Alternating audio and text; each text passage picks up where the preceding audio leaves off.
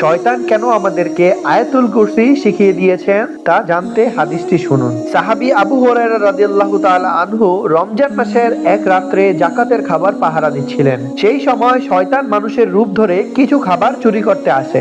আবু হুরায়রা তাকে চুরি করতে ধরে ফেলেন এবং শয়তান তার কাছে মুক্তি পাওয়ার জন্য বলেন সে খুব গরীব এবং অভাবী, এই জন্য সে খাবার চুরি করেছে। আবু হুরায়রা তার কষ্ট দেখে তাকে ছেড়ে দিলেন। দ্বিতীয় দিন ঠিক একই ঘটনা ঘটে এবং শয়তান আবার মুক্তি চায়। সে রাত্রেও তাকে ছেড়ে দেওয়া হয়। তৃতীয় দিন শয়তান আবারও চুরি করতে আসে, কিন্তু আবু হুরায়রা রাদিয়াল্লাহু তাআলা আনহু তাকে এবার ধরে আর ছাড়লেন না। তখন শয়তান তার জীবন বাঁচানোর জন্য বলল, তুমি আমাকে ছেড়ে দাও, আমি এর বিনিময়ে তোমাকে এমন একটি জিনিস শিখিয়ে দিব যা করলে আল্লাহ তাআলা তোমাকে শয়তান থেকে রক্ষা করবে। এই বলে সেই শয়তান আয়াতুল কুরসি শিখিয়ে দিলেন। এই ঘটনা সাহাবী আবু হুরায়রা রাসূল সাল্লাল্লাহু আলাইহি ওয়াসাল্লামের কাছে বর্ণনা করলেন। তখন রাসূল সাল্লাল্লাহু আলাইহি ওয়াসাল্লাম বললেন, সেই শয়তান তোমাকে সত্য বলেছে।